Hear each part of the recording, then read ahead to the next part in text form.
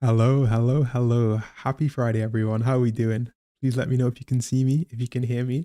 Lovely to be back with you on this beautiful Friday, the 1st of November. It's currently 7:30 for me, 7:28. But here we are. Hiya, Vanderwalls. Nice to have you here. Nice to have you here, man. And hello to Town Zero Reich, who says, oh heck, keep private equity far away from healthcare. Private equity destroys anything people let it get its hands on in the name of profit. Yeah, basically, that's basically going to be the theme of today. We're going to go all over private equity in healthcare, talk about its forays into it in the US mainly, but also the impact it's having worldwide in other countries, and just learn a little bit about what's going on in that world. Because I think it's quite interesting and it's very useful to know. But before that, I just wanted to say hi, see how everyone's doing. Hope we all had a good Halloween. It's a pleasure to be here with you. And yeah, it's good to be here. It's always good to be here. It's always the best part of the week, eh?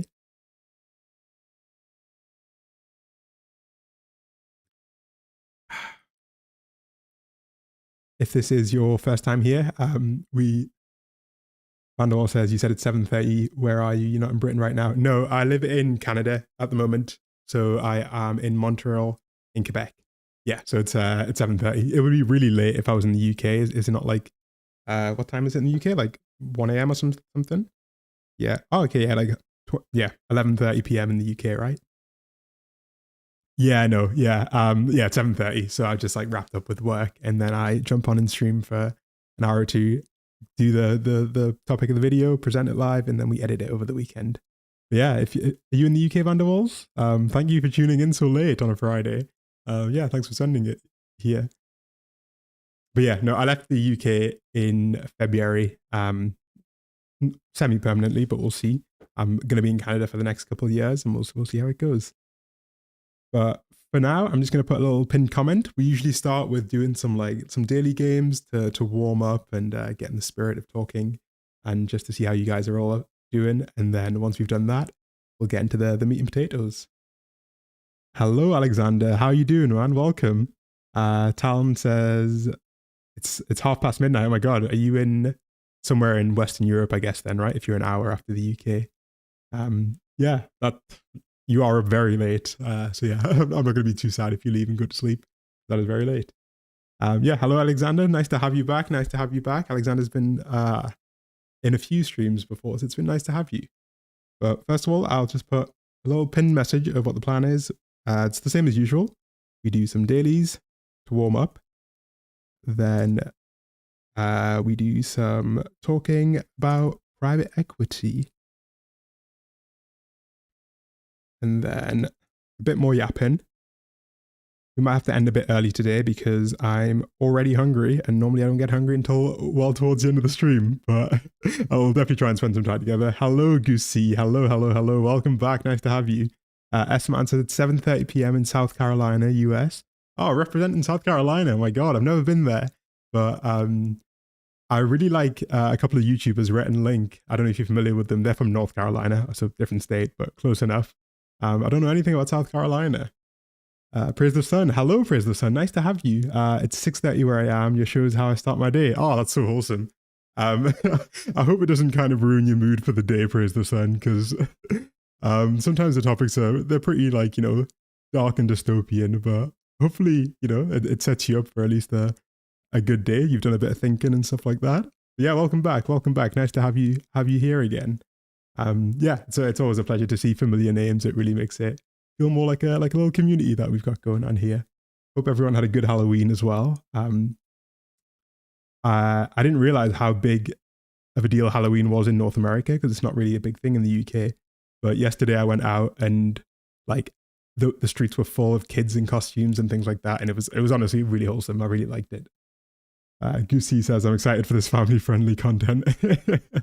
Well, it is family-friendly. I don't think you need to be... I think anyone can learn something from it. But, well, probably not the kids, but... yeah, the topics can be a bit dark, but we at least try to keep the mood, light as we can. S-Man says, LMFAO, South Carolina is just more basic North Carolina. Nothing crazy. Once I graduate nursing school, I'm out. Okay. Any ideas where you'd want to go? Somewhere else in the US, presumably, or anywhere you got your mind on? Yeah, I know literally nothing about South Carolina. So What's the biggest city in South Carolina? Let's find out.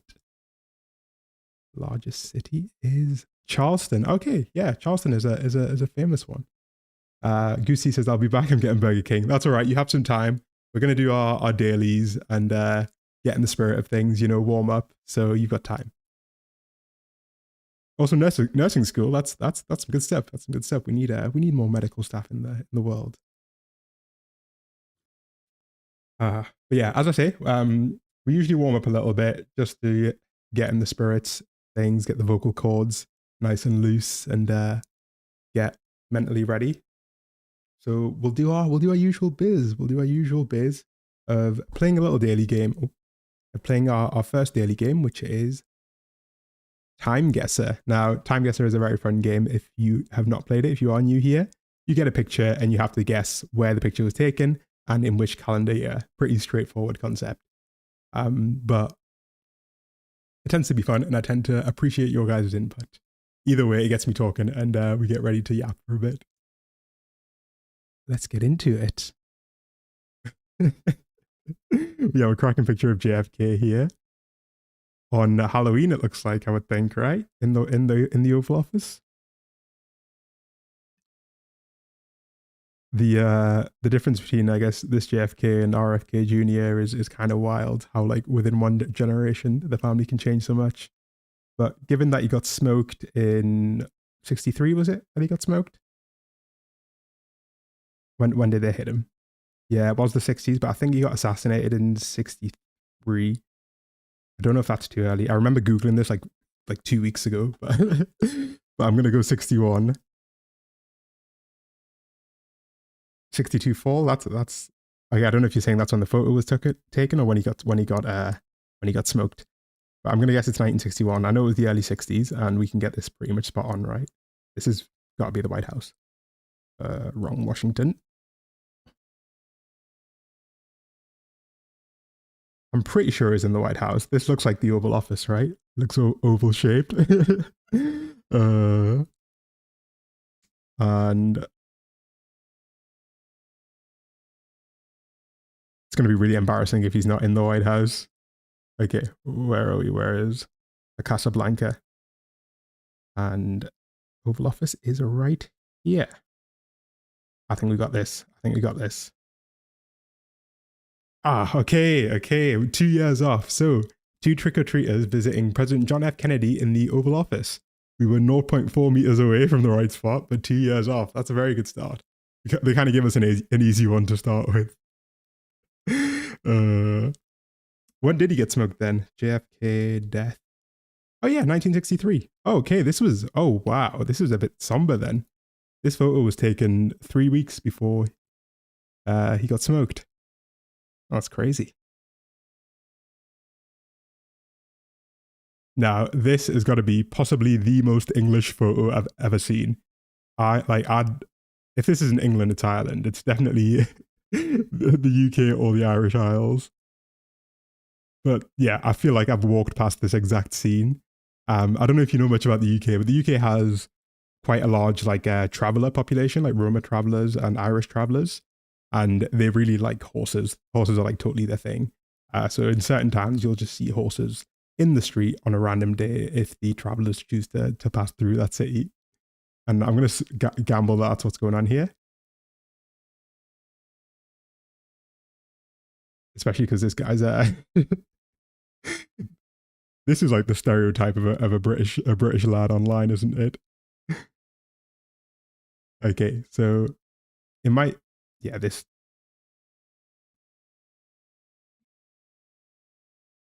Now, we don't have any information apart from that, but I think we're either in the UK or Ireland, and I'm gonna go for the UK.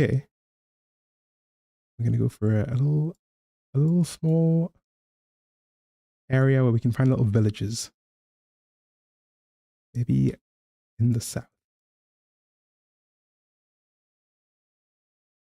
I think we're gonna go for this little spot here. And 20. Let's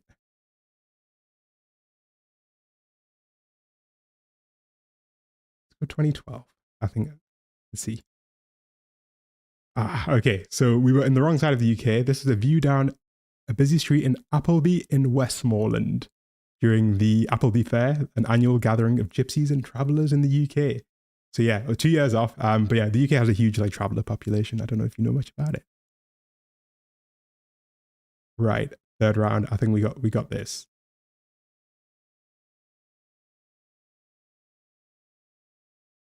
Now the issue is this could be literally anywhere in the world.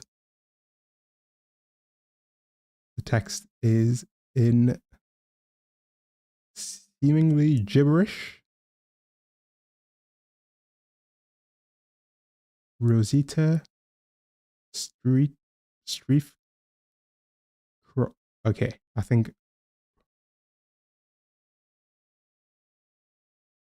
we could be in literally any country in the world. But I'm going to guess that we're in Germany or the Netherlands based on the writing, and also based on these houses. These houses feel quite Dutch. I'm going to guess that we're in the 50s. I think we're in the 50s. By the way, you're welcome to give suggestions if you feel like you know this better than me, because I'm not a veteran at this game. Despite the fact we play it weekly, I only ever really play it on stream, but I do enjoy it.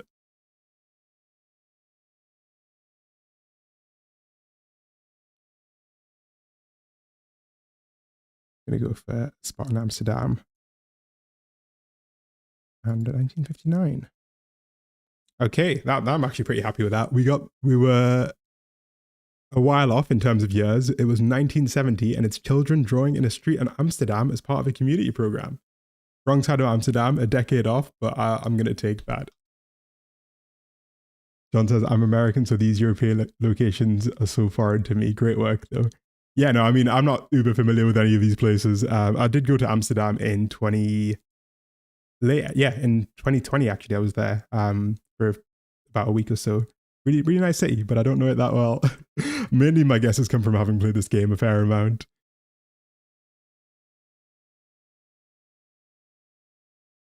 Now, this is the definition of suffering from success, eh? This guy is iced out. He looks like a rapper with all this gold on, man. I bet this photo's got a really sad story. It's got to be some like Soviet Union type shit, right? I mean, yeah, Soviet Union. So yeah, that'll be when did the Berlin Wall fall? 89? Let's go 89. And this could either be in Germany or it could be in Russia. Who knows? It could be anywhere. It could be anywhere from here in Berlin all the way to out here in Moscow, I reckon. Now we could hedge our bets and go in the middle, but we don't hedge here. We're gonna go Moscow. This guy looks really official, so maybe he was near the Kremlin. A courtyard outside the Kremlin. Yeah. Maybe that back corner of the street. 89. Yeah, I think we. Okay, we did pretty well on this one. This is an elderly World War II veteran wiping away his tears during a rally commemorating the end of World War II in Europe. Hello, Dan. Hello. And Talon, you were right.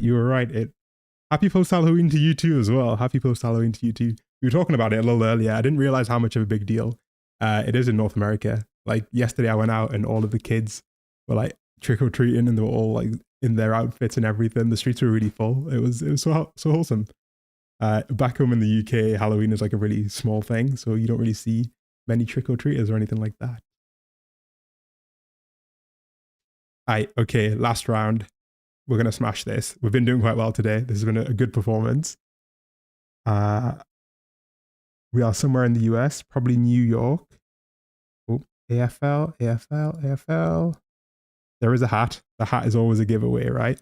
But this guy's not wearing a hat because, after World War II, hats kind of had a big generational fall off, actually. People really stopped wearing them.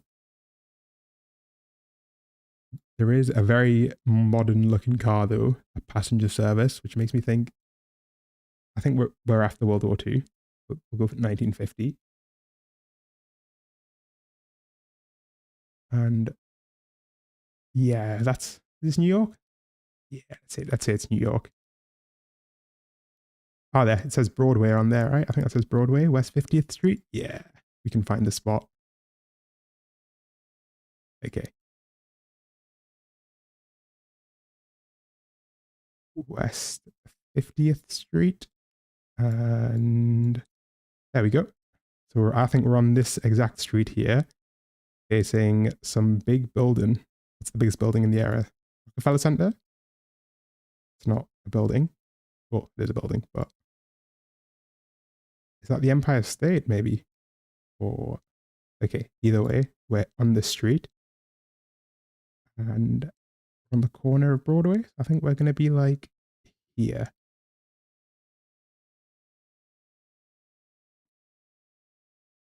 Ah, okay. So this is a view down Broadway on a snowy day in New York City in 1959. We were a block away and 9 years off. I think we did remarkably well today.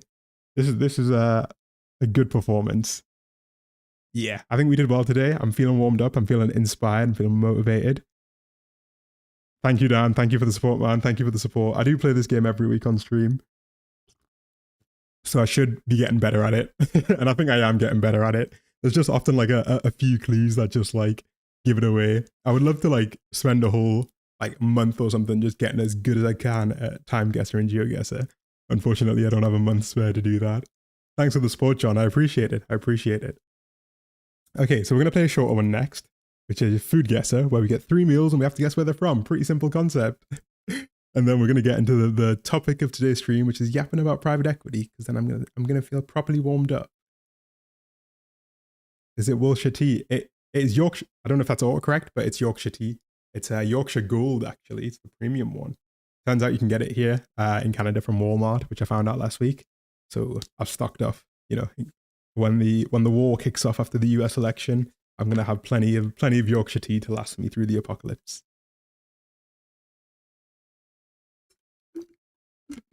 But yeah, I usually flip flop between Yorkshire tea and Earl Grey. It makes me feel like I'm back home in the UK. Either way, we've got a very appetizing meal that is making me less hungry by the second, thankfully.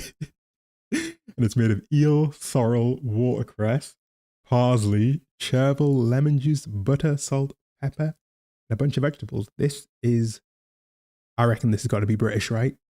Nettle soup is a thing in the UK. They like eels in the UK. Yeah, this seems like the type of shit we'd come up with. Okay, we're hot, but we need to go south of the UK. Or east/south. France? Okay, borders France, and it's called Paling int Groen. Germany. Oh my god. Got the compass wrong. Wait, north of France? So it's like Netherlands? Oh my god. It's south of Netherlands, north of France. Yeah, that's what I'm thinking. It's either Belgium. Yeah, it's going to be Belgium or Luxembourg.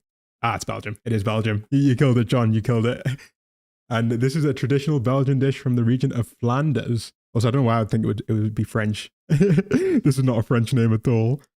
And it's made of eel in the green. I think I'm not going to try this if I ever go back to Belgium. Getting all the borders, man, honestly. Right. This one looks a little bit tastier, to be honest. We have cabbage, celery, barley, beef, carrot, onion, and a bunch of veg. Okay, this looks like a little, looks like the kind of thing you would take down the mines, right? Back in the day, like a Cornish pasty. My God, it's in English though, and it says grab a Chico. Is this some stuff in the United States, Canada? It does seem English, but I've never seen one in England. A Chico steak, I've never heard of one. Let me go for the United States. Ice cold, apparently, so nowhere near the US. That's crazy. Yeah, and the United States is ice cold. Okay, let's go down to like Argentina. Okay. Well, yeah, it's called the Chico roll, but that doesn't help. Japan? Oh my god. Not near any of these countries. Okay, let's try the United Kingdom. No. We have one guess left, people. We have one guess left. It's gonna be like a country in like South Africa or something. It's gonna be like South Africa or some shit, right? Let's go South Africa. Truly is the final frontier. Australia. Okay, this is an Australian thing. Apparently, that's the one English country we didn't think of. Um, the Chico roll is an Australian fast food item that was first created in 1951 by Frank McEncroe, a boilermaker from Bendigo, Victoria. I love that like only 20% of the words in this sentence feel real. Like Bendigo. Okay. Alright, okay, I'm gonna smash this. Hello, Vincent, and hi, Oliver, as well. Hi, Oliver. We're just finishing off the last of our dailies. We play a couple of games to get me warmed up and in the spirit, and get chat warmed up as well. And we just have to try and figure out where these meals are from.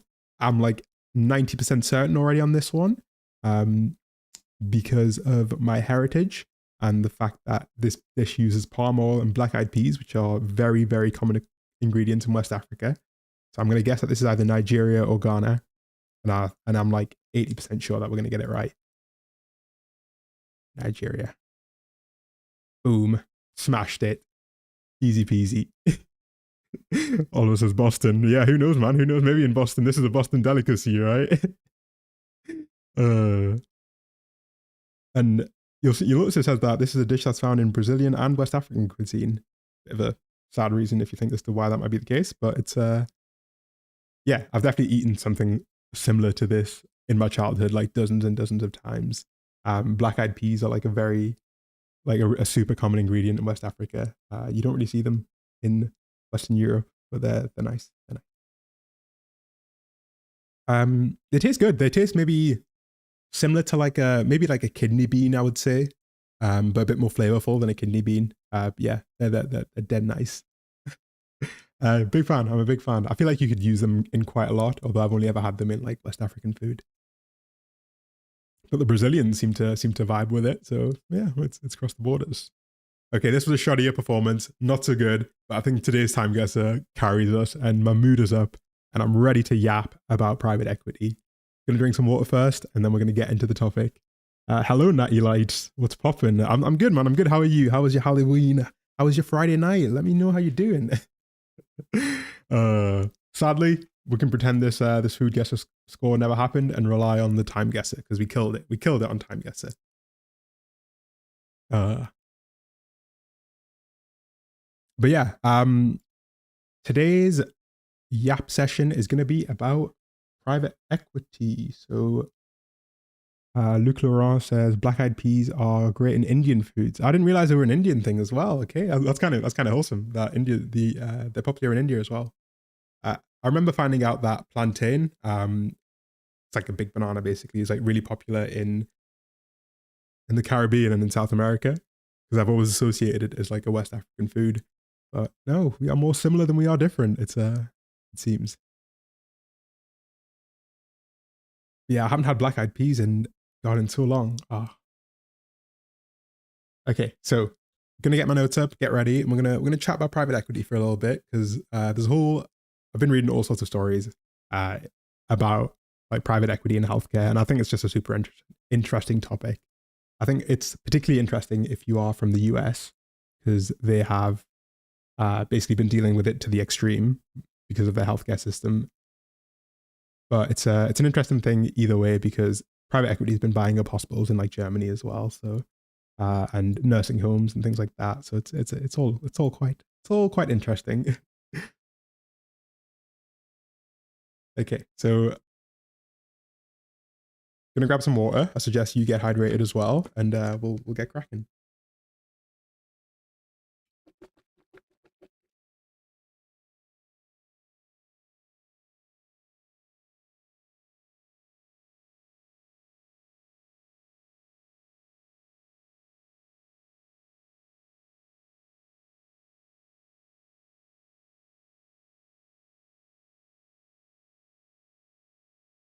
Okay, I'm back.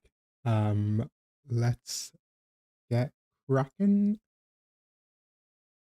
Yeah, private equity is ruining a bunch of things. We're gonna focus mainly on hospitals because I tried to incorporate other things, but I just wouldn't be able to cover it all in a reasonable amount of time. But I think the case of healthcare is a particularly interesting one because obviously it's something that we all inevitably need at some point, and no matter where in the world you are, you will eventually rely on healthcare services. And so the owners of those healthcare services kind of dictate not just the state of a hospital, but like literally global health. So it's kind of wild. It's kind of wild. Okay, so am I recording? I am recording. Yep, y'all can see me and hear me. Let's get cracking. Okay, so what happens when private equity takes over your local hospital? Well, the short answer is everything breaks. But the long answer is a lot more interesting because as of late, more and more nursing homes, hospitals, care homes, emergency rooms, and other medical facilities have been bought up by private investors. And this is changing the face of healthcare kind of globally, really. The rate of these deals has increased significantly over the last decade, and it's not just a US problem. In Germany, the number of medical practices bought out by private equity has been steadily increasing over the last 15 years. And over in Canada, private equity has been buying up large amounts of long-term care homes, of nursing homes, and senior living facilities. The number of senior living facilities that's owned by financial firms has doubled in the last couple of decades. And it's kind of like a problem in a number of places.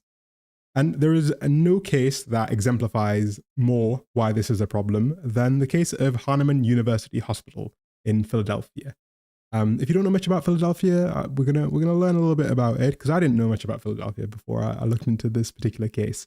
But it really exemplifies what's gone wrong, and it highlights some of the structural factors that have allowed the situation that we have now to emerge, where more and more long-term living facilities, hospitals, emergency rooms, eye care centers, all being bought up by private investors. So, Hahnemann University Hospital is located in Hahnemann University Hospital was a hospital in Philadelphia. If you don't know much about Philadelphia, it is the largest city in America with no public hospital, and it's also the poorest big city in the US. The thought of a city with no public hospital was crazy to me, but apparently this is quite common. And Philadelphia just happens to be the biggest American city that doesn't have any publicly owned hospitals. And this has created a situation where the burden of care for everyone has fallen onto for-profit hospitals, onto hospitals that need to make money, need to make a profit to survive. Hello, Juby. Hello. We just started. You just joined us at the right time. We're just talking about Philadelphia and the case of how private equity has affected Philadelphia specifically. But we're gonna go broader. So Philadelphia, as I said, is the poorest large city in the US, and it also has 0 public hospitals. So all the burden of care is shouldered by private hospitals, by for-profit hospitals usually. And Hahnemann University Hospital was a special case because it served the poorest people in Philadelphia, those who effectively had no other place to go.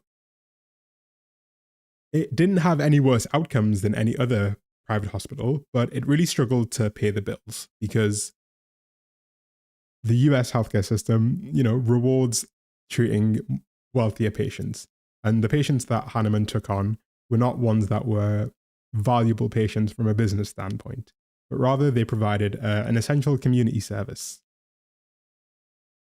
For many years, they struggled to pay any of their bills because of the patients that they chose to treat. And well, that was until what seemed like a guardian angel stepped in. This fella, Joel Friedman. Joel Friedman was an investor who offered to purchase this hospital for a whopping $170 million.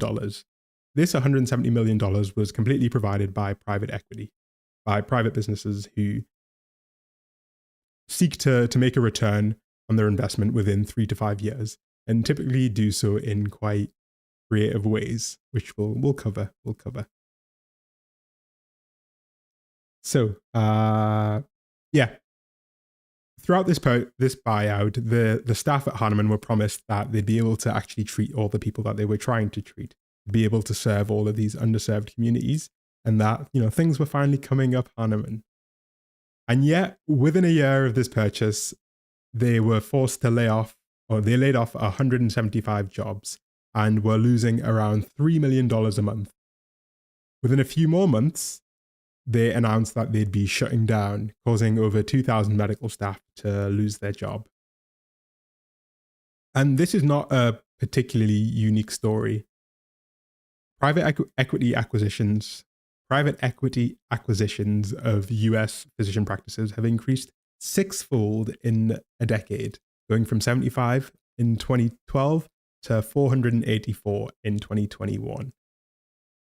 It's becoming a bigger and bigger driver of bigger and bigger owner of healthcare in the US, and effectively dictates health for millions of people.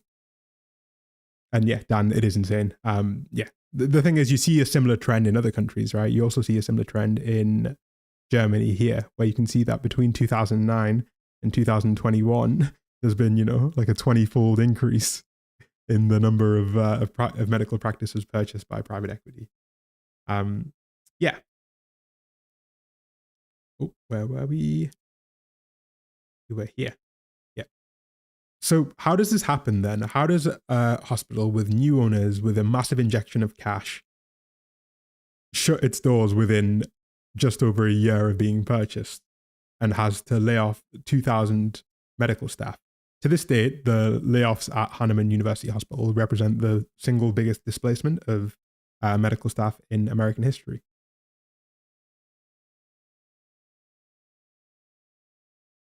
Well, I think for context, we first of all need to cover how the business model of private equity actually works and how these people are looking to make money.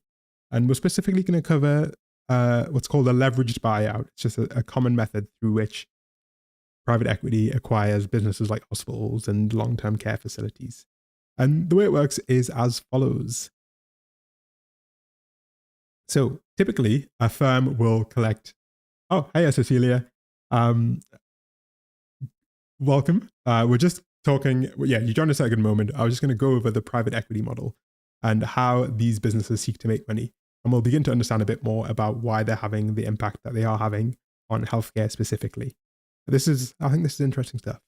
But typically the way private equity works is they raise money from private investors, people looking to make a better return on their money rather than leaving it in the bank, typically extremely wealthy investors.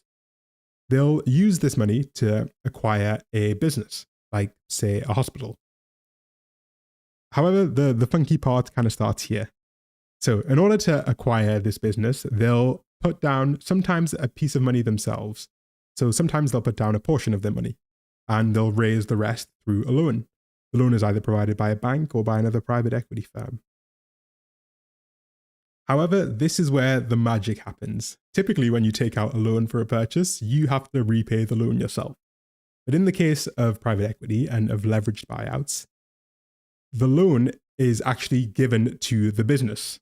So rather than the person who takes out the loan being forced to pay it back, the hospital, in this case, will be forced to pay back the money. The entity that originally took out the loan is no longer liable. And it allows a private equity firm, it allows these businesses to buy up huge amounts of other businesses without actually being technically liable themselves for the debt. Rather, they just put the debt on the books of the hospital, and the hospital has to pay back the money that the private equity firm borrowed. It's a bit of a crazy system, right? It's like if I, it's like if I bought, it's like if I bought a house and then the house had to pay back the interest, right? It's crazy. It's a bit of a scam, yeah. So these guys borrow billions of dollars. Sometimes they borrow the entire sum, and they give the debt to the business that they buy. They give the debt to the hospital or the pharmacy. It's 100% a scam. They're basically held hostage, right? The business that's being purchased is usually out of options when it's acquired by private equity and is effectively held hostage.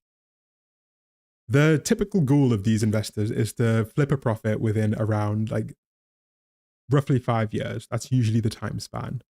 And in order to get a profit in the space of 5 years, you need to be pretty creative with how you do that. And we'll go through exactly some of the methods that are done to extract this profit. We'll take a brief break so I can drink some water, and we will yap some more. Vincent Barr says that's probably why hospitals in the US run mostly on charity, like St. Jude Hospital, which effectively redistributes the debt onto lower income taxpayers. And Landmana says, "Oh, hello, Landmana. Welcome back." Thank you, Harpy. Thank you. Yeah, Vincent, there are a few different classes of hospitals in the US. You have your public hospitals, which are owned by, the state or the federal government, whatever.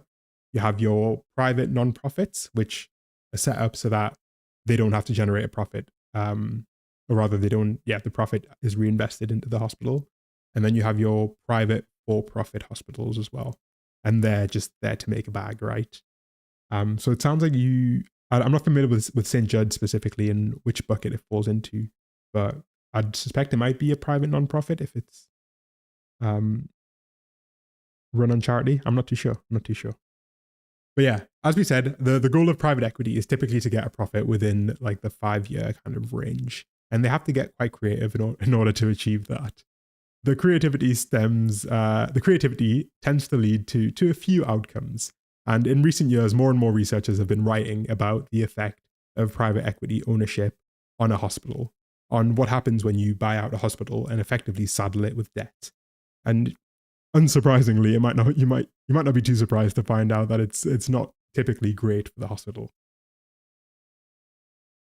And this model is a pretty stark departure from how hospitals were often purchased in the past, by actual medical professionals banding together and pooling together their income to acquire a hospital, by people with medical experience usually buying hospitals. But now it's by financial firms. So what happens when a hospital gets bought out by a private equity firm?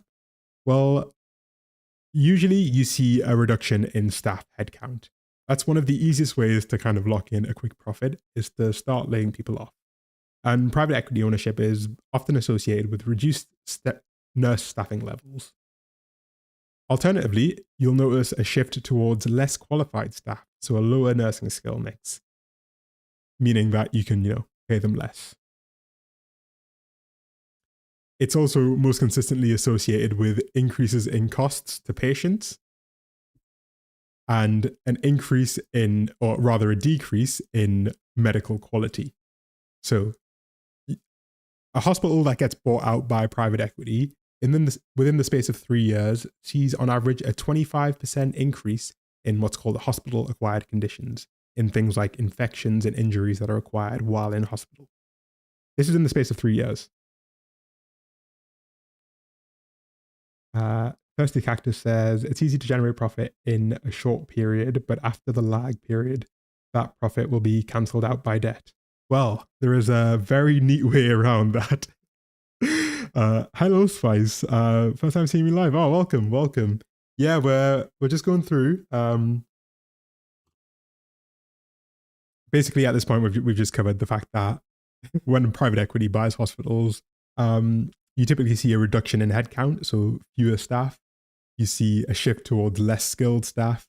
You see an increase in cost to patients and payers, and you see an increase in injuries and infections, basically. And over the last few years, there's been more and more research into this world because, understandably, a lot of doctors are frustrated.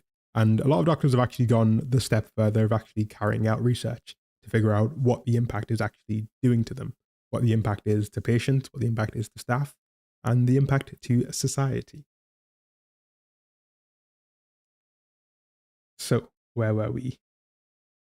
Yeah, I think, honestly, in fact, one line from a paper in the British Medical Journal summarizes it pretty perfectly. No consistently beneficial impacts of private equity ownership were identified. Advanced Nurses says, I'm a registered nurse. This is sad but true. Yeah, it's really interesting. It's interesting to hear from medical professionals, actually. I should mention that a radiologist dropped a comment on a community post explaining her experience as well. So we'll go over that briefly. And yeah, this is frustrating not just patients, but it's also frustrating the medical staff, who are the one who have to deal with it firsthand, and who are the ones who are often promised changes that will be positive. Sleepster says, I've noticed a lot of Canadian PE groups doing this with American businesses. Okay. I don't know necessarily about the demographic split of like the nationality of the businesses, but that's an interesting point. I should look into that. But the main thing I asked myself when I read about all of these harmful outcomes of private equity ownership on hospitals was, well, like, why now, right? Because private equity isn't necessarily like a new business model. The first big wave of these debt fueled buyouts of businesses, where you buy out a business and then saddle it with debt, took place in the 80s when Ronald Reagan began to rapidly deregulate these kinds of mergers and acquisitions. And some industries have had to deal with private equity for decades now. And yet it only seems to be a phenomenon in the last couple, in the last 20-ish years, that private equity has taken such a foray into the healthcare space specifically. And I asked myself, why now? Why is this taking place now? And it turns out that there are a few good answers as to why this might be the case. Tanner Reich says, no beneficial impacts for patients or hospital staff. For investors, probably a different story. Yeah, I mean, yeah, it's 100% a different story, right? They wouldn't keep buying them if it wasn't cooking, wasn't raising those funds. But yeah, private equity like buyouts using debt has been like a thing since the 80s, well, since the 60s actually, and the first big wave of these debt fueled purchases took place in the 1980s. When Ronald Reagan began to rapidly deregulate mergers and acquisitions and allow fewer checks and balances on those deals. But there's a good reason why in the last couple of decades the foray has been into healthcare specifically, and I think we can begin to understand that.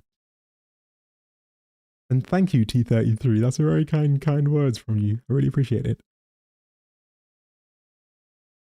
Okay, so part of the issue is really that when a private equity firm buys the hospital, they're not necessarily really buying the hospital.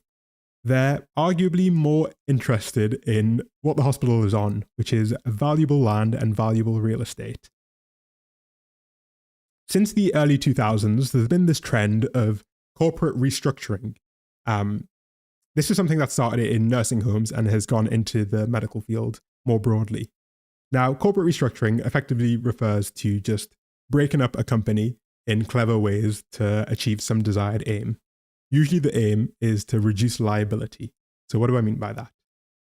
So there's a trend since the early 2000s of splitting up hospitals into two separate companies. One company that actually does the medicine and that, employs the doctors and carries out all of the actual medical work. And another company which owns the building, the land, and all the physical assets in which the hospital operates. And often what a private equity firm will do upon first purchasing a hospital is to split it into these two companies, if it hasn't been done already. The idea behind this originally was to be a protection for the hospital in case they got sued for, say, malpractice. If they got sued, only the arm of the company that did medicine would be liable, and they wouldn't have to sell all of their buildings and land and assets to pay off a malpractice lawsuit. This was the original idea. Often these original ideas with noble aims end up being used for more nefarious aims. Because when you split up a company in this way, you can do a few quite clever things to extract funds out of the part of the business that actually provides medical care. So a private equity firm buys a hospital and they split it into two companies, right? One which owns the buildings and one which does the actual medical care. The actual hospital that does the medical care can now be charged rent to operate in the building that they've always been in, because it's now a separate company. And this extracts, funds out of the hospital. It also means that if the hospital eventually collapses because of mismanagement, then the acquirer still owns all of the buildings, the lands, and the assets. They can't be sued for the building because it's a separate company. It's not related to the doctors and nurses. And this practice of splitting up a hospital into two separate businesses, one which has the buildings and one which has the actual medical services, is a way to effectively isolate all of the real estate, to take all of the real estate and separate it out so that if the hospital collapses, as they so often do after a private equity ownership, then you get away with still owning the prime real estate that the hospital is on. It's effectively an elaborate scheme to to take over the real estate that the hospital has and not necessarily be liable for any of the actual medical care, because that side is a lot less valuable. Dan says, this is actually so stupid, I'm getting mad over this. Yeah, it's a bit crazy. So you can even take it a step further and be a lot more creative than this. Well, first of all, I mean, this is big business, right? The total value of medical real estate in the US is valued at around $1.3 trillion. Hospitals are literally sitting on a gold mine through no fault of their own. And typically they aren't interested in extracting gold out of the gold mine. They're interested in providing medical services. But private equity firms are a little bit different. Praise the Sun says, so PE firms add a bunch of extra artificial complexity to the medical business to obfuscate that they are ripping the copper wire out for themselves. Yeah, that's exactly what's happening. So if you wanted to get even more creative, as some have done, you can create what's called a set of related entities that all basically exist to funnel funds out of the part of the business that provides medical care, to funnel funds out of the doctors. For example, you may create a pharmacy that can charge the hospital for prescriptions. You may create a cleaning company that provides cleaning services for the hospital, or a catering company that provides food. And all of these businesses are all owned by the same people and effectively serve as a way to extract funds in the short term out of the medical practice. And in the long term, you can bank on the fact that you're sitting on millions of dollars of real estate to get a profit. And this is a super common practice, particularly in the nursing home industry. The one piece of research I could find about it seemed to dictate that, or seemed to claim that 63% of nursing home profits flow through what's called related parties as marked up costs. Basically, the owners of the nursing home will build other businesses that will, charge the nursing home and just drain it of funds. So all of these will seem like separate businesses, but they'll all be owned by the same company that bought the original hospital or bought the original nursing home. And through this complex network of billing yourself, you can take money out of the part of the business that actually provides a useful service. It's like ripping the copper wire, basically. And this is exactly what actually happened in the case of Hahnemann Hospital. As soon as it was purchased, it was separated into two companies. One company which provided the medical services and one company which owned the real estate. And so when this hospital collapsed in 2019, the real estate remained in the ownership of the original buyer, while the doctors all lost their jobs. Luc Laurent says, and all this makes it more complicated and expensive for the patients as well, because patients can be billed by multiple companies. Yeah, exactly. Typically, when this setup is created where one person owns all of these related entities, or one business owns all of these related entities, the hospital or the medical center, which is at the center, which is the beating heart of this whole thing, isn't charged a fair rate. They're not charged a discount because they're all under common ownership. Rather, they're actually charged marked up costs, right? The costs are actually inflated in order to be able to extract as much money out of the medical center as possible. And ultimately, those marked up costs flow down to the patients who have to pay for them in the US. Yeah, so as I said, hospitals own a crazy amount of real estate. The total value of real estate of medical real estate in the US is valued around $1.3 trillion. And so there is huge business in owning this prime real estate, which is so often in a central area, a really well-connected area, because, hospitals need to be well-connected. And in the case of Hahnemann Hospital, it was immediately separated into two companies, one which owned all the real estate and one which hired all the doctors and nurses. And when all of the doctors and nurses had to be fired, none of the real estate, the company that owned the real estate, was by and large pretty fine. Thankfully, in this specific case, a judge did order the owner, Joel Friedman, to sell off some of the real estate in order to pay off the debt. But that is not a common practice, and they were not forced to sell off all of the real estate. Advanced Nurses says, I'm in Philly. I was actually born at that hospital. I was shocked when it closed a few years ago. Oh, wow. That's crazy. Oh, that's insane. Yeah, no, we were talking about, yeah. Tell us a bit more about how you feel about it. We were talking at the start, I guess maybe before you joined, about the fact that Philly doesn't have any public hospitals. It's like the biggest city in the US without any public hospitals. And it's also one of the poorest.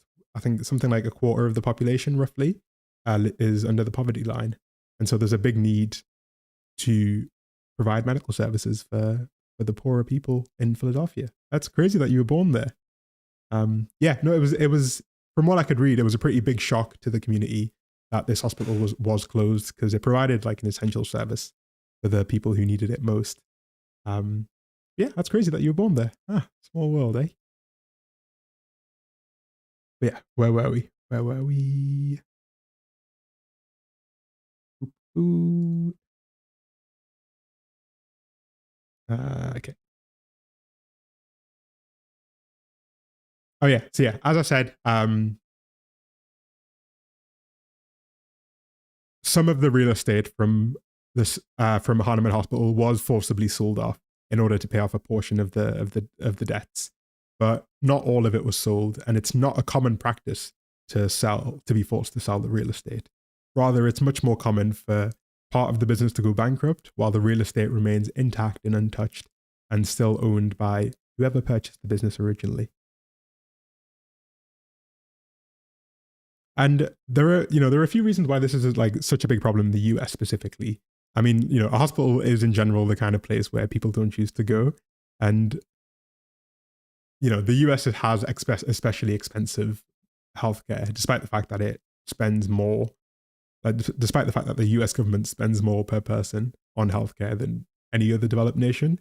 They still have really high healthcare costs, and medical debt is still one of the biggest causes of bankruptcy out there.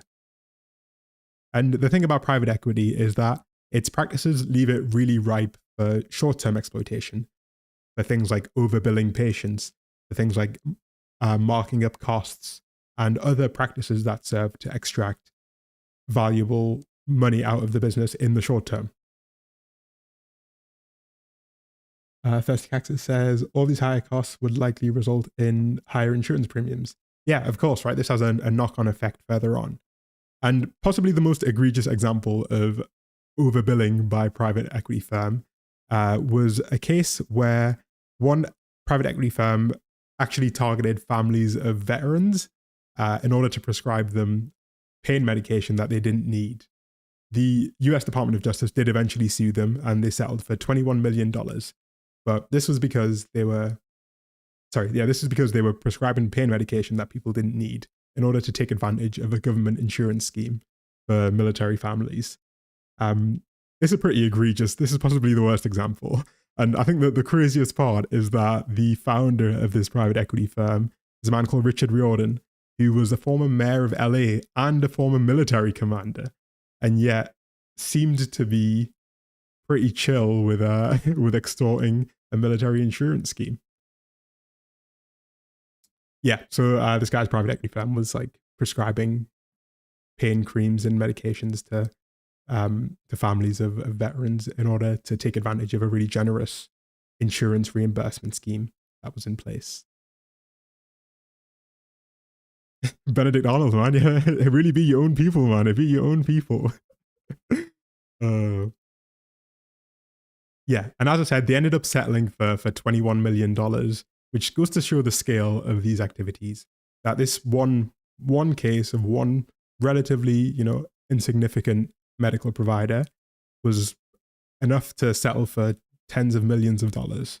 You can only imagine what this is like when you multiply it across an entire industry. This setup that we've got here, this setup has been created, in my opinion, by kind of a perfect storm, a perfect environment, right? There's like a perfect environment that's been created that has allowed this situation to emerge. The increasing unaffordability of housing and of real estate in general has made medical real estate become incredibly valuable. And as housing in general increases year on year, the value of real estate in city centres like hospitals follows a similar trajectory and makes them even more enticing to investors. But also, there's fundamentally a broken regulatory system that doesn't actually carry out proper oversight on acquisitions like this. And the final piece of the puzzle is simply, in the US at least, their broken for-profit healthcare system. Because healthcare for profit inevitably leads to abuses.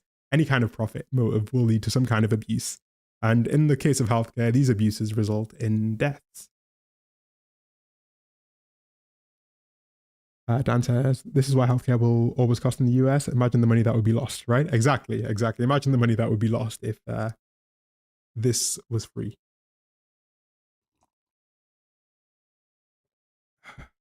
But yeah, ultimately, I think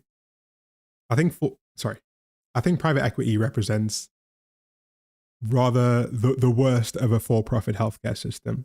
But a for-profit healthcare system is, in my opinion, almost guaranteed to lead to abuses of this kind. And the craziest thing is that a for-profit healthcare system does not provide better outcomes for patients. For-profit providers in the US don't outperform non-profit or public providers. What they do tend to do, though, is they do tend to charge higher prices than public and non-profit hospitals without necessarily providing a better service. And private equity firms are simply like the conclusion of this practice, in my opinion.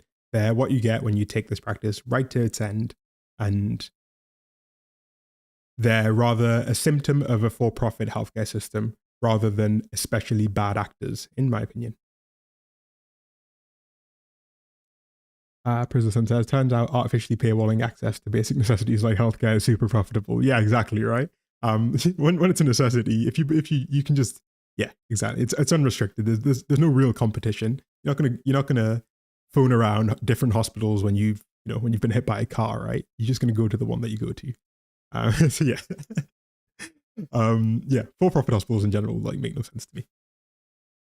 But I don't want to leave you. I don't want to leave you with the impression that nobody's doing anything about this, because there are some people who are trying to fight it, and I want to highlight some actual activism in this space as well. Particularly, I want to highlight this fella here, Assemblyman Jim Wood out of California. This guy's a member of California's state assembly and recently submitted a bill, AB 3129, which would require the state attorney to sign off on any private equity acquisition of a medical facility. It was incredibly popular and it passed in the California State Assembly and in the Senate. But sadly, it was vetoed by Governor Gavin Newsom after some pretty aggressive lobbying under the argument that it would be anti-competitive. Yeah, it really be your own people, man. It's your own people. However, there have been seemingly more successful cases. And despite Jim Wood's, commendable effort to actually bring some kind of reform that would require these acquisitions to be vetted by the state, Gavin Newsom decided to veto it. In more successful news, the chair of the Federal Trade Commission, Lena Khan, a person whose praises I will sing forever, has really been taking a stance on private equity ownership of medical facilities in the US at least. And they have launched like one of the first major legal cases to stamp out this problem, particularly to stamp out one specific scheme to own all of the anesthesiology practices in Texas, to effectively create a monopoly on anesthetics in the state of Texas. And this is currently in the courts right now. So, this is good. The legal documents for this, I had a scan of the legal document of the complaint, and there are some cracking lines in here. One of the executives of the firm that's being sued said they wanted to take the highest rate of all and then peanut butter spread it across the entire state of Texas. And they're referring to anesthetics, right? To things that people need before they go into life-threatening surgeries, to something that's like literally like the backbone of medicine. In the UK, anesthetics is the biggest medical practice. And, this is the way that they talk about it.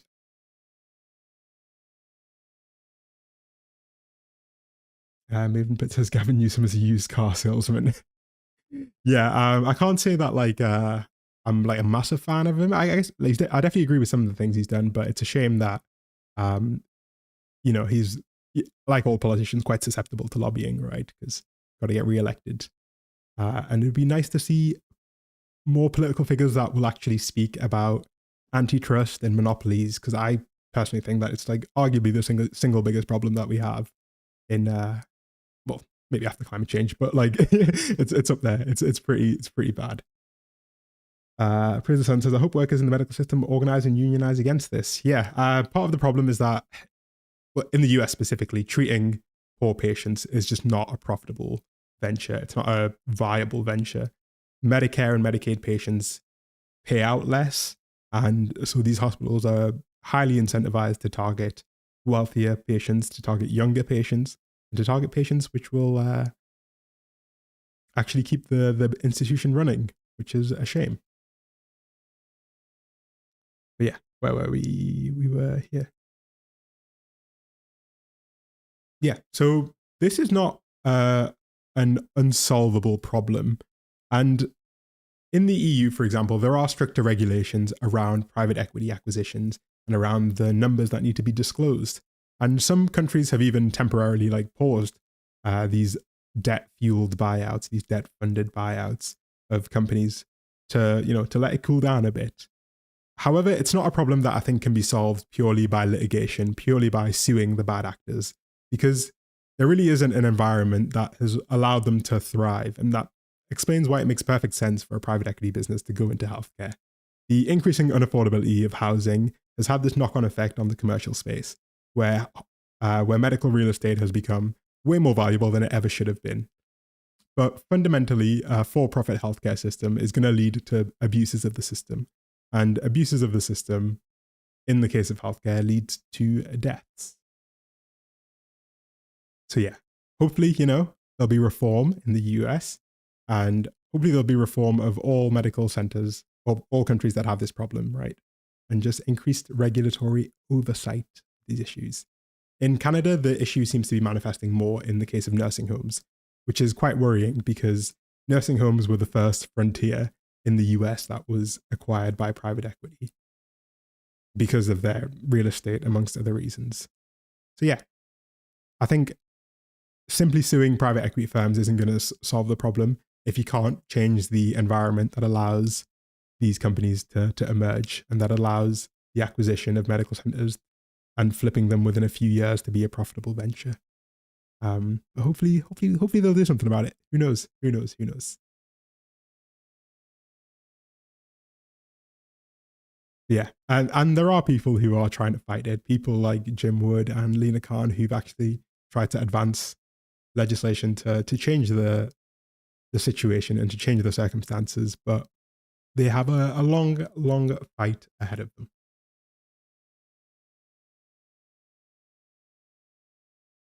Fraser Sun says, "Gee, I wonder what it is about hospitals that makes the land so valuable. It's almost like being the place to go to heal is popular to folks." Yeah, the thing is, well, hospitals, yeah, exactly right. They tend to have to be prime real estate because you need your hospital to be easily accessible, to be well connected, and it's just always a good spot. Um, yeah, it's a shame. But yeah, I hope that gave you like a little overview on how private equity is affecting the healthcare landscape. I think it is particularly interesting that it seems to be increasing globally. In fact, something like I think $1 trillion has been invested in the last decade into private equity acquisitions of medical facilities, which is an insane number on its own. But yeah, lots of different dimensions to this. And I think it's something that's worth knowing about. And it's worth knowing about the people who are actually trying to stand up against it. Dan says, thank you for the education lesson. No, thank you. Thank you for attending. You are always very welcome. Very welcome. You should look up IV bags. The US has a shortage of IV fluid because of PE consolidation. Okay. Interesting. Yeah, I don't know much about that. Ah. What I did want to share was a comment from. Hang on, where are we? Yeah.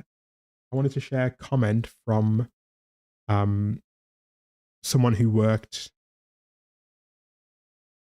in a hospital. So someone dropped a comment on the community post I put up, and they mentioned that they are a radiologist. So where are we? We are here. And I think their experience is quite interesting. Let me see. Where are we? Video mode.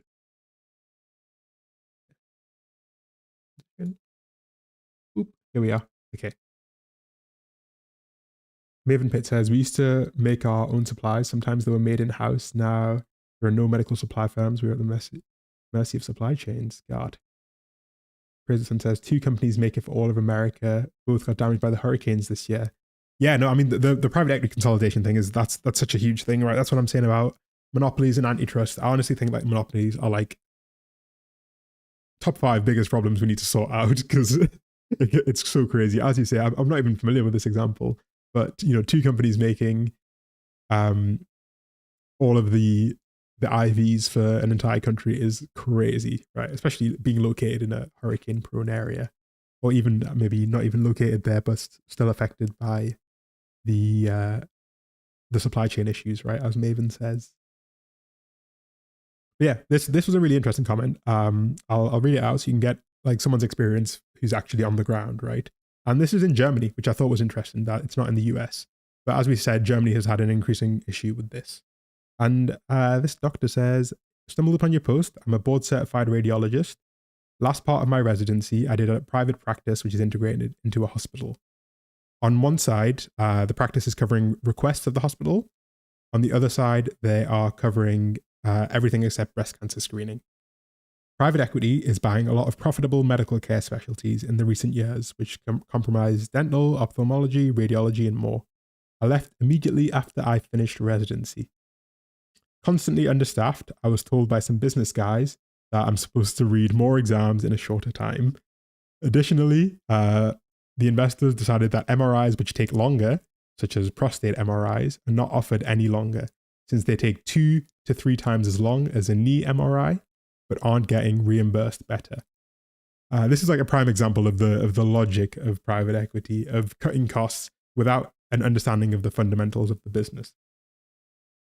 In the case of a hospital, it's supposed to provide medical care. But, you know, this doctor was told that they weren't going to offer MRI scans. That took too long, even though people still needed those scans, right? Especially if it's a prostate one.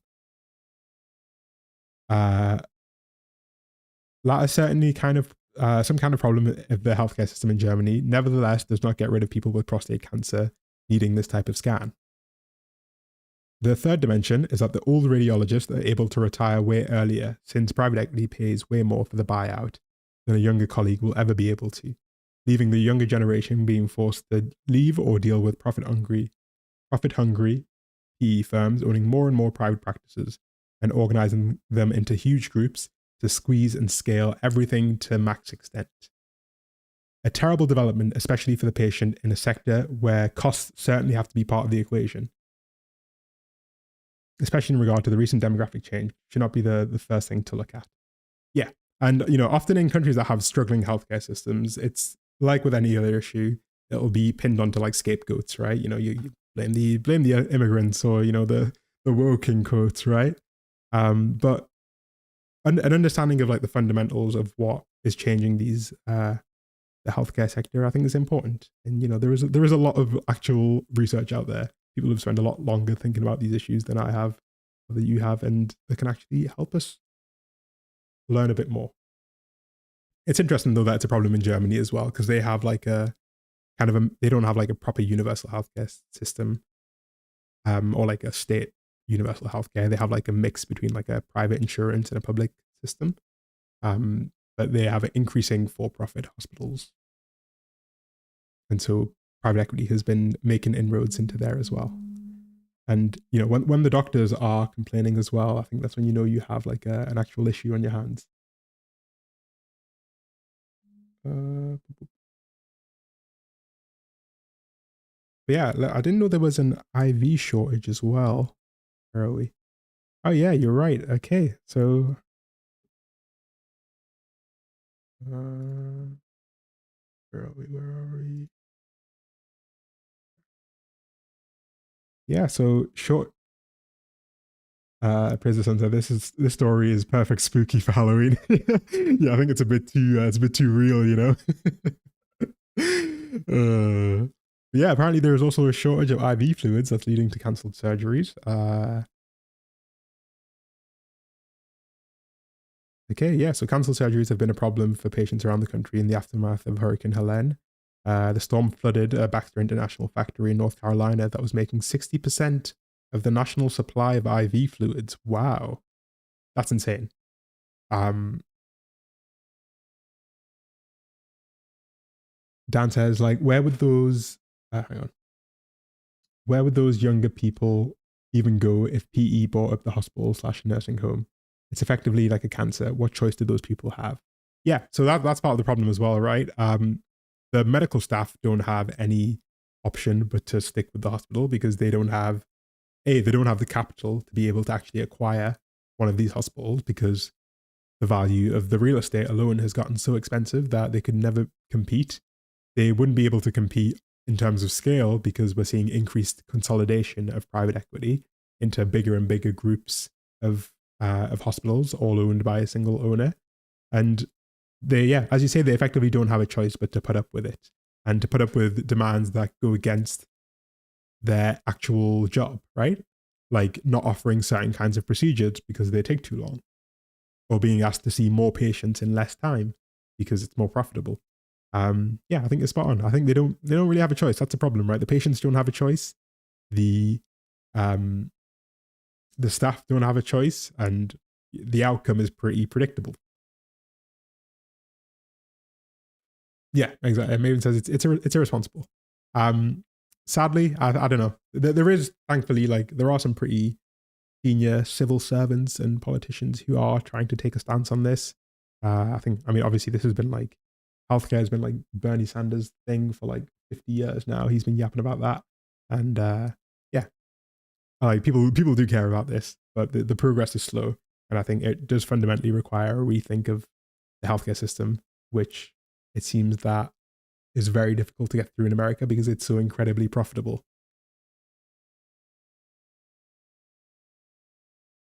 These people are playing with the lives of these people down to the patient, down to the career of the staff. Yeah, exactly. Like it has a huge knock-on effect, especially in the case of of Hahnemann Hospital, the one in Philadelphia. They had the biggest single like displacement of doctors in American history.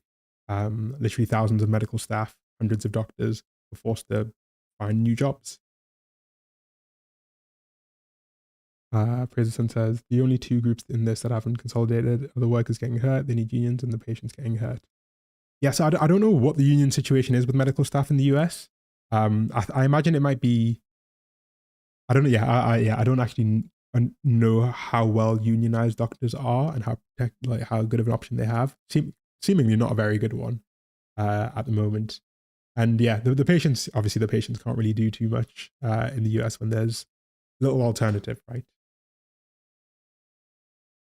Yeah, I'd be. Yeah, that's the thing. Yeah, that's the thing. I mean, currently, neither of the parties is pro having like a single payer healthcare system, um, which is quite sad. You'd think one of them would at least mention it, but I think it's so unpalatable. And the craziest thing is like it doesn't even save money, right? Like the US healthcare spend, the amount that the government spends per person is higher in the US than anywhere else, right? Like where's the graph that I'm looking for? There we go. This is it.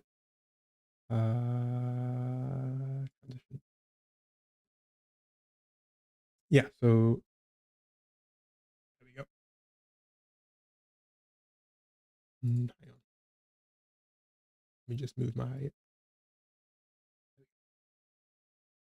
Yeah. So you can see that the US government here, right, spends around 10K per person on healthcare, and doesn't have a universal healthcare system.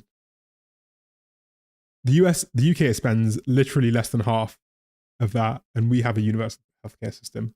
It's not like perfect because they've been given less and less money every year, but it's definitely better, right? Like I've never once in the UK been concerned that I'd ever get injured and that it would ever be a change of my financial situation. And yeah, it baffles me that it's, you know, it's an actual risk that people have to deal with. And part of the reason why the US government does have to spend this hugely inflated number is because of the things we discussed, right? Of like costs being marked up and up and up and up, of companies charging themselves for rent and charging themselves for supplies, and insurance claims that eventually go, you know, Medicaid and Medicare insurance claims that are eventually settled by the government for much more than they should be. But yeah, I don't know what would have to happen for the US to get universal healthcare. I think people have been trying for a long time, but it's just, I think it's just not very popular. Maybe it's because, you know, some people have good medical care. I don't know. I don't know what it is about healthcare specifically, but you know, the US is pretty resistant to change. Like they don't want to get rid of the guns either, do they? There's too, yeah, as you say, there's too much money wrapped up in there to let it go. And I think the case of California's bill being shut down despite pretty broad, like bipartisan support. Where was it?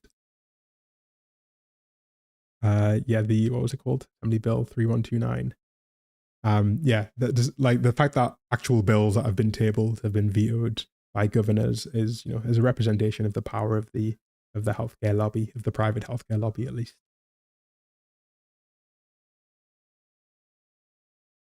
Yeah, the justification was that it was anti-competitive, but competition hasn't worked very well, clearly, in this space, and there's like a need for some kind of reform. Yeah, Maven, yeah, I agree with you. I do find it really interesting when you look at like, I don't know if you've ever seen like all the surveys of, you know, the policies that people are generally in favor of that just aren't represented at all in politics. I remember there was a big one about like the majority of Americans were pro legalized marijuana, for example, and yet it took so long to get it even legalized at state levels, and there are still people, you know, in federal prison, right? Or there were, I don't know if they're all out now. There were people in federal prison for crimes related to marijuana when it was suddenly legal and they were still in prison. Yeah, there's a huge disconnect between like the policies that people are in favor of and the policies that actually get passed, because I guess it's not people's, like, yeah, the political discourse in general is so driven by a few billionaires basically.